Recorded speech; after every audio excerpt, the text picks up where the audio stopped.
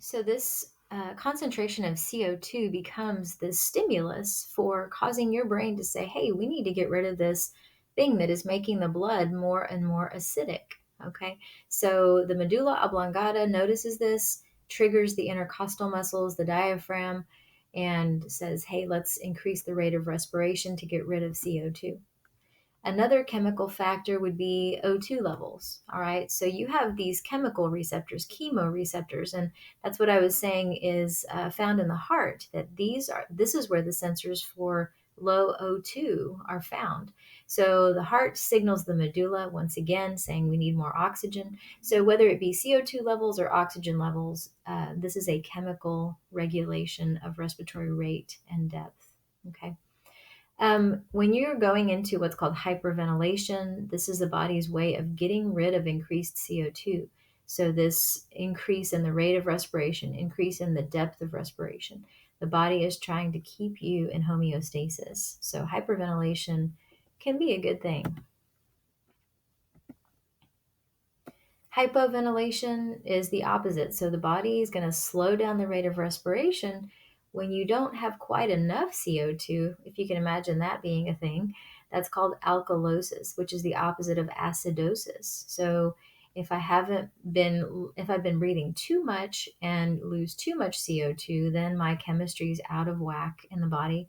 I'm not in homeostasis, so the body will slow the respiration rate down and bring me into hypoventilation. So, pretty cool. When we talk about these diseases that go with the respiratory system, I'm sure you've heard of COPD before. So, that basically is an acronym that means chronic obstructive pulmonary disease. And so, we have several diseases that fit this description, so they've grouped them together. So, chronic bronchitis and emphysema are two of the main ones that we consider when we say COPD. And we can take a look here at what happens in the different parts of the system with these different disorders. So they have some common features of the diseases. You can read those and write those in your book. All right, from your book, I should say. Um, More common features. When we look specifically at chronic bronchitis, we see what's going on in the bronchial tubes. We see the effects of this lack of gas exchange in the body, leading a patient to be cyanotic. And so their skin develops this bluish tint to it. So, right away, when you see your patients and they look a little blue, they've got something along the lines of the chronic bronchitis going on, some other respiratory disorder that's impairing their exchange of gas. Okay. And so when we have mucus blocking these areas where gas exchange should be happening, we see it right here, a lot of mucus, and they can't clear it to get to exchange gas, then they're going to have that low O2 level in their tissues and they're going to turn that bluish color. And that actually has a lot to do with hemoglobin, not carrying oxygen to these tissues well enough. That's why they look more blue than red. Emphysema is a little bit different. It actually has an impact on the alveoli themselves. You can see that picture down there of the damaged alveoli. So I'll let you take a look at that. All righty.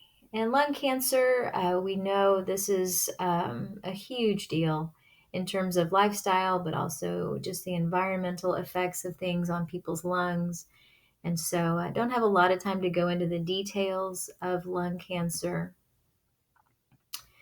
We talked about this lack of this substance called surfactant early on in, I think, the first set of Cornell notes. I'm not sure. But when babies are developing in the womb, they have this time that these cells that produce the molecule surfactant being made, these alveolar cells are still developing. And so we talked before about how if they're born too early, then the alveolar cells are not fully formed yet, meaning they're not creating surfactant, meaning that these kids are going to be born having trouble inflating those alveoli and keeping those open between each breath. And so they're going to need a lot of help in respiration. So many of them have a lot of disorders, one of them being infant respiratory distress syndrome. Okay, so they can't exchange gas well, so they are in what's called respiratory distress. Another condition called cystic